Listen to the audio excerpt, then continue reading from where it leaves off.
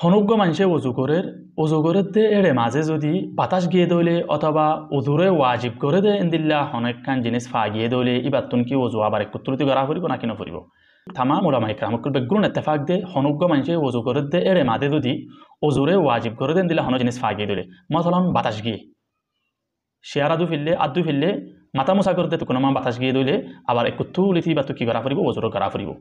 কেলা ওজু সাহিবল্লা বলিওরে হদুন শর্ত অক্কল আছে এটা বলতো একখান শর্ত যদি কি ওয়ান কেতো আর মুজিবিন উজুরে ওয়াজিব করে দে জিনিস অক্কল আছে এন্দিল্লা হনোর জিনিস ফানদা করিব ইয়ানি উদু ভাঙি ফেলে দে এন্দিল্লা হনোর জিনিস উদু করিবার সম্মাদে ফানদা করিব তো এখন বাতাস গিয়ে দইলে উদু ভাঙি ফেলে দে এন্দিল্লা জিনিস ফা গিয়ে দিয়া এখন আল্লাহ বলিওরে আবার একত্রতি উদু করা করিব